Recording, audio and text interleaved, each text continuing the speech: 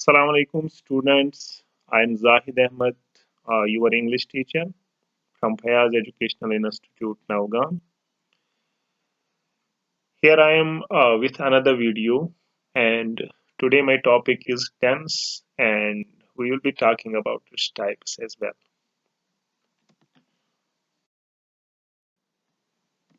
Before starting the definition of tense, let me tell you one thing. This tense word has been derived from a French word tense, T-E-N-S, and a Latin word tempus, T-E-M-P-U-S, and the meaning of both these words is time.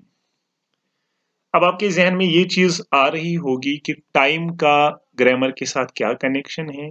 Time का grammar के साथ ये connection है कि किसी भी sentence में हमें अगर टाइम दिखाना हो हम टेंसेस को यूज करते हैं। चलिए हम डेफिनेशन से स्टार्ट करते हैं। अब tense is the form of verb that shows the time something happened. tense उस फॉर्म ऑफ वर्ब को कहते हैं। अगर हमने किसी सेंटेंस में वर्ब को यूज किया, उसकी हमने कौन सी फॉर्म ऑफ वर्ब यूज की ताकि वो फॉर्म ऑफ वर्ब हमें टाइम दिखाए। कौन सा वाला टाइम? समथिंग हैपेंड, जब कुछ हुआ हो। अगर आपको इससे पहले याद होगा, हमने इससे पहले वाले वीडियो में बात की थी वर्ब्स की, और मैंने उस वक्त आपको ये बताया था कि no sentence can ever exist without a verb, यानी दुनिया में कोई सेंटेंस हो ही नहीं सकता, that could not be a sentence. Verb के बगैर कोई सेंटेंस हो नहीं सकता। और यहां हम ये पढ़ रहे हैं tense is the form of verb. Tense हमें पता चलता है फॉर्म ऑफ वर्ब से ही। तो दैट इंडिकेट्स कि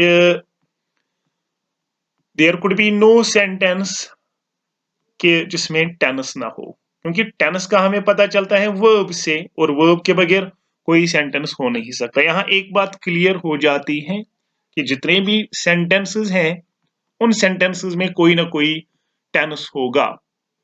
उसके बाद tense is always indicated by the form of verb we use in a sentence. अब एक टेंस हमें किससे पता चलता है? It is always indicated by the form of verb, कि हम वर्ब की कौन सी फॉर्म यूज करेंगे एक सेंटेंस में, और वर्ब के साथ क्या क्या यूज करेंगे।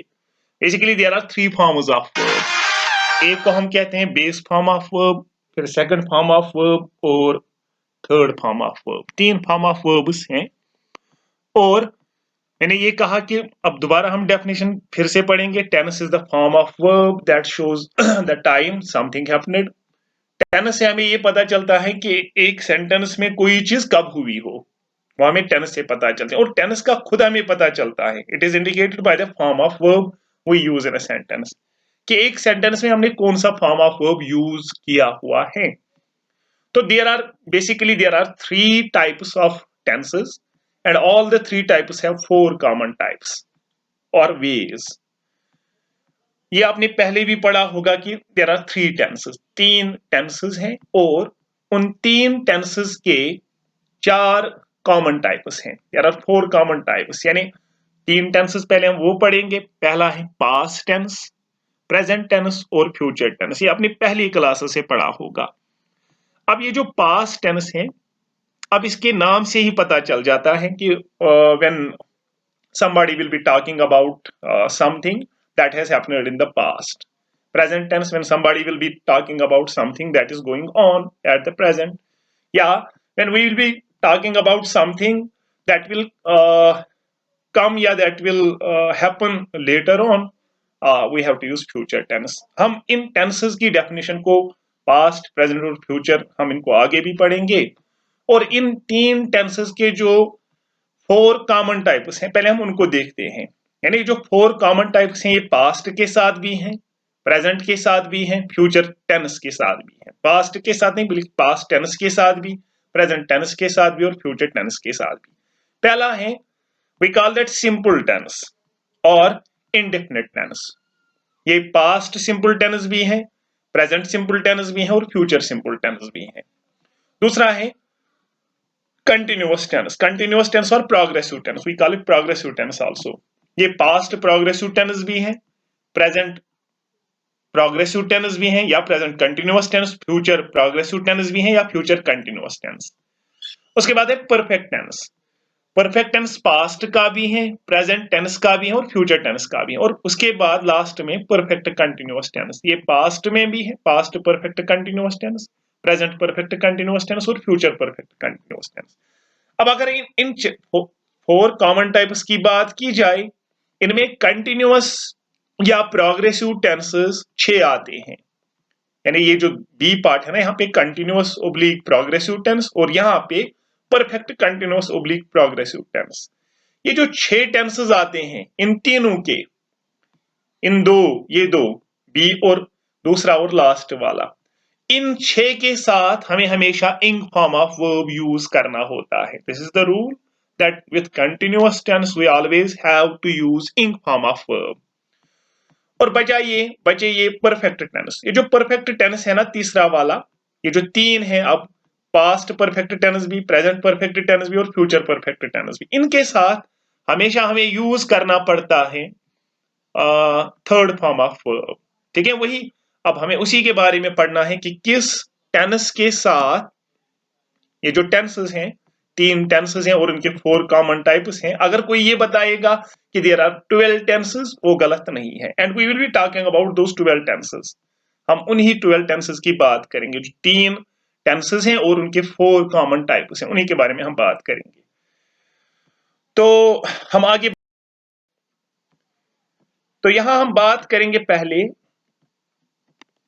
Form of sentence where tense is usually used. Form, एक सेंटेंस जिसमें टेंस यूज हुआ होगा, उस टेंस की कौन सी फॉर्म होगी, उस सेंटेंस की कौन सी फॉर्म होगी। टेंसेस के बारे में हमने पढ़ा कि there are 12 tenses. Past is having 4 types, present is having 4 types and future tense is having 4 types and all those 4 types are common. अब जिस सेंटेंस में ये यूज होंगे उसकी फॉर्म क्या होगी। Form of sentence where tense is usually used. Normally क्या होता है, या तो वो सेंटेंस अफर्मेटिव होगा, या तो वो सेंटेंस नेगेटिव होगा, या तो वो सेंटेंस इंट्रोगेटिव होगा। अब अफर्मेटिव, नेगेटिव और इंट्रोगेटिव सेंटेंसेस के बारे में आपने पहले भी पढ़ा होगा और आपको पता, मैं उम्मीद ये करता हूं कि आपको पता होगा। ठीक है, तो we will start with, because we are living in present, we will start with present tense. तो हम पहला टाइप स्टार्ट करेंगे टेंसेस का, और हम प्रेजेंट टेंस का पहला टाइप, पहले हम प्रेजेंट टेंस की डेफिनेशन को पढ़ेंगे। प्रेजेंट टेंस किसको कहते हैं? A tense expressing an action that is currently going on. कोई भी टेंस जो उस एक्शन को एक्सप्रेस करता हो जो करंटली हो रही हो, जो अभी प्रेजेंट में हो रही हो, कोई भी एक्शन, कोई भी काम, कोई भी वर्ब जो प्रेजेंटली हो रहा हो, उसके लिए हमें फिर प्रेजेंट टेंस यूज करना पड़ता है। अब इस प्रेजेंट टेंस के हमने पहले ये पढ़ा कि प्रेजेंट टेंस के 4 टाइप्स हैं, वही 4 टाइप्स फिर पास्ट टेंस के भी हैं और वही 4 टाइप्स फिर फ्यूचर टेंस के भी हैं। तो उन्हीं में से हम पहला टाइप पढ़ेंगे, that is simple present tense. देखो मैंने यहां पे लिखा हुआ है simple tense, simple present tense is always equal to when there is subject plus first form और बेस फॉर्म ऑफ वर्ब। ठीक है, तो मैं ये नहीं कहूंगा कि सिंपल प्रेजेंट टेंस कहां कहां पे यूज होता है। इस वीडियो में मेरा ये रहेगा कि मैं आपको ये बता दूं कि ये जो डिफरेंट 12 टेंसेस हैं इनकी फॉर्म क्या है। मेरा पॉइंट ऑफ व्यू वही है कि ये जो 12 टेंसेस है ना, जिनके बारे में हम अभी बात कर रहे थे, उनकी फॉर्म क्या है। हमें कैसे पता चलेगा कि किस सेंटेंस में कौन सा टेंस यूज हुआ है, वो हमें इससे पता चलेगा जो यहां पे लिखा हुआ है। यानी अगर कहीं पे सिंपल प्रेजेंट टेंस होगा, that is always equal to when there is subject plus first form और बेस फॉर्म ऑफ वर्ब। अब क्यों यही, मैं ये क्यों नहीं इस वीडियो में आपको बता दूं कि प्रेजेंट टेंस कहां कहां पे यूज होगा, क्योंकि जब हमें इनकी फॉर्म के बारे में पता होगा, इस फॉर्म के बारे में, तब जो हमारे आने वाले टॉपिक्स हैं जैसे एक्टिव पैसिव वॉइसेस हैं या डायरेक्ट इनडायरेक्ट स्पीच हैं या दूसरे टॉपिक्स ग्रामर के, वो हमें इन्हीं चीजों से पता चलेंगे जब हम इनके बारे में जब हमें पूरा पता हो कि किस टेंस, चाहे प्रेजेंट टेंस हो, पास्ट टेंस हो या फ्यूचर टेंस, उसका कोई भी टाइप, उसकी फॉर्म क्या होगी, उस उसमें सब्जेक्ट के साथ वर्ब कौन सा यूज हुआ होगा और वर्ब के साथ क्या क्या यूज हुआ होगा, ये हमें याद होना चाहिए, तब जाके हम वो आगे कर पाएंगे। तो हम वही उसी तरीके से स्टार्ट करेंगे। मैंने कहा simple present tense, that is the first type of present tense, that is always equal to when there is subject plus first form और बेस फॉर्म ऑफ वर्ब। अब चूंकि मैंने ये कहा form of sentence while tense is usually used, मैंने उसी हिसाब से तीनों की, अफर्मेटिव की भी, नेगेटिव की भी और इंट्रोगेटिव की भी एग्जांपल दी है। जैसे अगर किसी सेंटेंस में लिख के होगा आई इज द सब्जेक्ट, उसके बाद eat is the verb, the food is the object, अगर ये द फूड न भी होगा तब भी ये सेंटेंस है। तब भी इस वाले में आई ईट में सिंपल प्रेजेंट टेंस यूज हुआ है, क्योंकि हमें यहां पता चल जाता है कि simple present tense is always equal to subject plus first form और बेस फॉर्म ऑफ वर्ब। ठीक है, I eat the food, negative में I do not eat the food, negative sentence उसको कहेंगे जिसमें नो होगा या नॉट होगा। ठीक है, तो interrogative sentence is a sentence that ends with the question mark, in which a question is being asked, do I eat the food? अब अगर इस आई की जगह पुलुलर भी होगा, सिंगुलर होगा, पुलुलर होगा, इट डजंट मैटर। अगर यहाँ पे दे होगा, दे ईट द फूड, तब भी आएगा। अगर यहाँ पे यू होगा, यू ईट द फूड, तब भी आएगा। यानी इस ईट को सब्जेक्ट से कोई फर्क नहीं पड़ेगा। अगर यू होगा, ये दे होगा या आई होगा, इससे फर्क नहीं पड़ेगा। फर्क कब पड़ेगा, वो मैंने यहां नोट में लिखा हुआ है, नोट में नोट किया गया है। देखो नोट क्या है, if the subject is third person singular, अगर प्रेजेंट सिंपल टेंस में या सिंपल प्रेजेंट टेंस में सब्जेक्ट थर्ड पर्सन सिंगुलर होगा। थर्ड पर्सन सिंगुलर आपको पता है किनको कहते हैं, फर्स्ट पर्सन उसको कहते हैं हु इज द क्या कहते हैं, is the part of speech. जैसे I, me, my, mine, we, us, our, those are called first person pronouns. उसके बाद सेकंड पर्सन दो हैं, यू एंड यूअर। इनको छोड़कर अगर कोई थर्ड पर्सन सिंगुलर होगा, सिंगुलर पे आप ज्यादा फोकस करो। ठीक है, थर्ड पर्सन सिंगुलर में ही आएगा, शी आएगा या किसी का नाम आएगा, तो हमें क्या करना पड़ता है, एस और E S is used after the verb. यानी यहाँ पे ईट वर्ब है ना, मैं एग्जांपल आपको बताता हूं। अगर आई की जगह यहाँ पे ही होता तो यहाँ पे आता ही ईट्स द फूड, फिर यहाँ पे आता ही does not eat the food, यहां पे आता does he eat the food. अब आप थोड़े बहुत परेशान इस बात से हुए होंगे कि यहां पे डी ओ को ई एस क्यों यूज होगा, और यहां पे अगर ही होता तो ईट को एस ही क्यों यूज होगा। ये डिपेंड करता है वर्ब पे, इस वर्ब कि वर्ब किस टाइप का होगा। यानी अगर यहाँ पे गो होगा ना ईट की जगह, फिर यहाँ पे आएगा he goes to the school या कोई और सेंटेंस। ठीक है, he does not go to school, does he go to school. ये डिपेंड करता है वर्ब पे, और वर्ब से हमें खुद पता चलता है कि हमें एस यूज करना है या फिर हमें ई एस यूज करना है। आपको शायद इस बात से क्लियर हुआ होगा। यानी if the subject is third person singular in present simple tense, अगर सब्जेक्ट थर्ड पर्सन सिंगुलर होगा, यानी एक ही होगा लेकिन थर्ड पर्सन होगा, तो एस या ई एस हम वर्ब के बाद यूज करते। और किस वर्ब के साथ, that is the closest to the subject. यानी यहां पर जैसे यहां पे लिखा होगा ही ईट्स द फूड, यहां पे ईट का ईट के साथ हमने एस यूज करना है। लेकिन यहां पे ही डज, क्योंकि do is closest to the verb ही, टू द सब्जेक्ट ही। Try to understand it. हमको वर्ब, उस वर्ब की फॉर्म को चेंज करना है that is closest to the subject. ठीक है, हम आगे बात करेंगे अब दूसरे टाइप, जो प्रेजेंट टेंस का दूसरा टाइप है, दैट इज प्रेजेंट कंटिन्यूअस और प्रेजेंट प्रोग्रेसिव टेंस। मैं आपको यही से कहता हूं that this present continuous or progressive tense is always equal to when there is subject plus is oblique am oblique are plus ing form of verb, जो मैंने आपको पहले भी बता दिया कि जो भी कंटिन्यूअस टेंस होगा, कंटिन्यूअस टेंस के साथ हमें ing फॉर्म ऑफ वर्ब हमेशा यूज करना पड़ता है। देखो अब मैं यही से कह रहा हूं कि प्रेजेंट कंटिन्यूअस या present progressive tense is always equal to subject plus is, या तो इज होगा या फिर सब्जेक्ट के बाद एम होगा या फिर सब्जेक्ट के बाद आर होगा plus ing form of verb, जो हमें ऑलरेडी पता ही है। देखो अब मैंने नीचे यहां इज के नीचे एस लिखा हुआ है। S indicate singular. अगर सब्जेक्ट सिंगुलर होगा तो इज, अगर सब्जेक्ट आई होगा तो एम, और अगर सब्जेक्ट प्लूरल होगा तो आर यूज होगा सब्जेक्ट के बाद प्रेजेंट कंटिन्यूअस टेंस में। यानी अगर आपने कहीं पे देखा subject plus is, that means the subject must be singular. अगर आपने देखा सब्जेक्ट प्लस एम, फिर आपको ये पता चलना चाहिए सब्जेक्ट आई है इसका।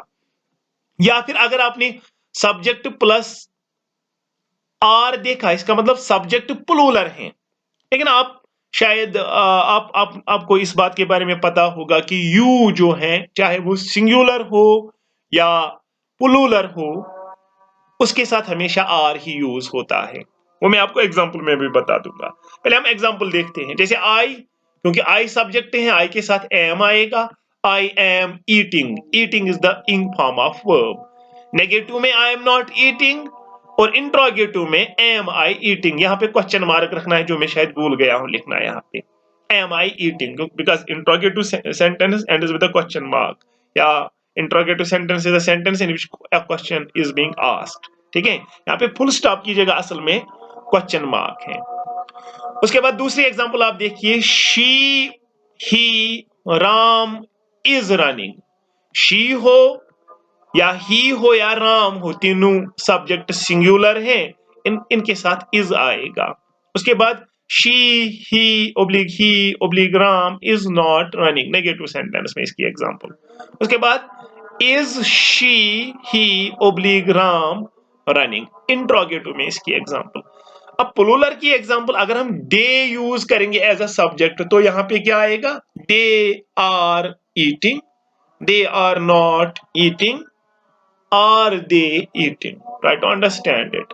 अब टेंसेस, यहां आपको शायद ये लगेगा कि मुझे समझ में आ गया कि प्रेजेंट कंटिन्यूअस या प्रेजेंट प्रोग्रेसिव टेंस में सब्जेक्ट के बाद ये चीजें होती हैं। लेकिन ये चीज तब जाके क्लियर होती है जब आप क्या करोगे, जब आप इसकी अलग अलग वर्ब्स में, एफर्मेटिव में भी, नेगेटिव में भी, इंट्रोगेटिव में खुद एग्जांपल्स लिखोगे, तब जाके ये चीजें क्लियर होती हैं। हम इसके तीसरे टाइप पे आते हैं, प्रेजेंट टेंस के तीसरे टाइप पे, that is present perfect tense.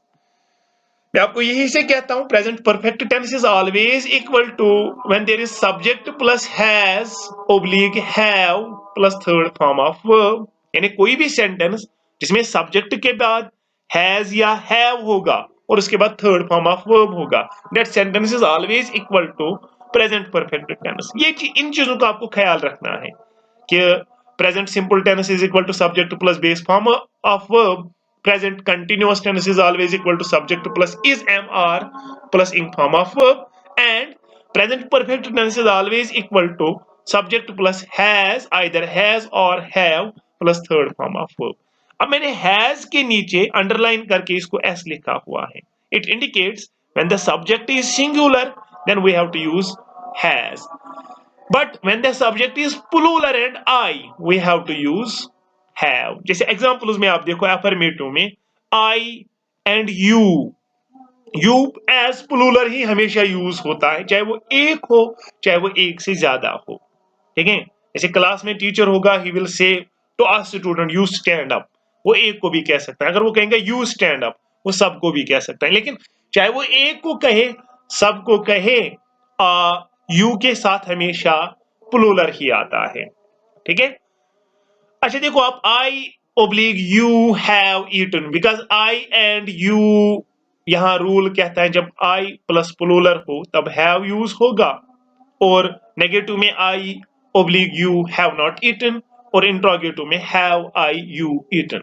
ठीक है, तो दूसरी example, he oblique she has played. ये जो ही और शी है ना, या किसी का नाम होगा, अगर राम होगा तो उसके साथ भी हैज आएगा, अब किसी और का नाम, ठीक है, सिंगुलर में होगा तब इसके साथ हैज आएगा। जैसे यहाँ पे लिखा हुआ है he oblique she has played, he oblique she has negative में नॉट प्लेड, और इंट्रोगेटिव में has he oblique she played. उसके बाद हम हुए जो प्रेजेंट टेंस है, क्योंकि वीडियो थोड़ी लंबी होगी 20 मिनट के आसपास की, हम प्रेजेंट टेंस को ही कंप्लीट कर दें, उसके बाद हम आने वाले टेंसेस को नई वीडियो में देखेंगे। तो हम इसका लास्ट टाइप देखेंगे, that is present perfect continuous oblique progressive tense. Present perfect continuous या प्रेजेंट परफेक्ट प्रोग्रेसिव टेंसेस को कहते हैं, and that is always equal to, जो आपको जहन में रखना है, subject plus has oblique have plus been plus ing form of verb. Why ing form of verb? Because we already know with continuous tenses we have to use ing form of verb. ठीक है, अब हम इसकी examples को देखते हैं। मैं आपको फिर से दोबारा यही से कहता हूं कि अगर किसी सेंटेंस में सब्जेक्ट के बाद हैज होगा या हैव होगा, उसके बाद बीन होगा plus ing form of verb, condition वही रहेगी। has in case of subject is singular और have in case of subject is plural plus क्या कहते हैं I। अगर plural या I होगा तब जाके have यूज करना, वो मैंने एग्जांपल्स में भी लिखा हुआ है। जैसे अफर्मेटिव में हम इसकी एग्जांपल देखेंगे, he oblique she has been reading, ठीक है। नेगेटिव में he oblique she has not been reading। मैंने एग्जांपल्स यहाँ पे छोटी छोटी लिखी हैं क्योंकि हमें इससे गर्ज है, जो यहाँ पे लिखा हुआ है कि प्रेजेंट परफेक्ट कंटिन्यूअस टेंस किसके इक्वल है, that is equal to subject plus has oblique have plus been plus ing form of verb। मैंने इतनी एग्जांपल दी है, हालांकि this could be an incomplete example, this might not qualify as a sentence, but that is not our concern over here. Our concern is we want to know about the form of tense, different tenses, forms of different tenses. जैसे यहाँ पे perfect continuous tense की हमें form जाननी है, that is equal to subject plus has oblique have plus been plus ing form of verb। जैसे आप यहाँ एग्जांपल में देखो, पहले अफर्मेटिव में he oblique she has been reading, he oblique she has not been reading. अब he और she के साथ हैज क्यों? बिकॉज सिंगुलर के साथ हैज ही आता है, जो हमने इससे पहले वाले टाइप में पढ़ा। और has he oblique she been reading? So these are the examples of present perfect continuous tenses। अब हम प्लूरल की एग्जांपल्स कुछ देखते हैं। अफर्मेटिव में I और you के साथ, जो हमने पिछले वाले क्या कहते हैं टेंस में पढ़ा, I और you के साथ have ही यूज होता है। देखो यहाँ पे I oblique we oblique they oblique you have been running. इसका ये मतलब हुआ, अगर I सब्जेक्ट होगा, V सब्जेक्ट होगा, दे सब्जेक्ट होगा, U सब्जेक्ट होगा, या कोई भी प्लूरल सब्जेक्ट होगा, उसके साथ हैव आएगा और फिर बीन आएगा, फिर ing form of verb आएगा, and that sentence is equal to present perfect continuous tense. Negative में I oblique V oblique they oblique you have not been running, और इंट्रोगेटिव में have oblique I oblique we oblique they oblique you been reading। Sorry, यहाँ पे running होना चाहिए, यहाँ पे reading हुआ है, ठीक है।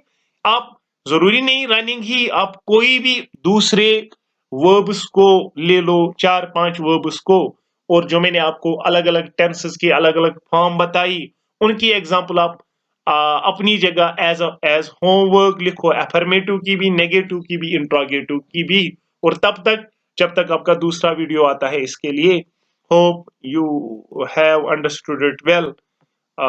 इंशाल्लाह हम आगे दूसरे जो टाइप्स हैं, पास्ट टेंस और फ्यूचर टेंस, उनकी बात हम बाद में करेंगे। Thank you very much.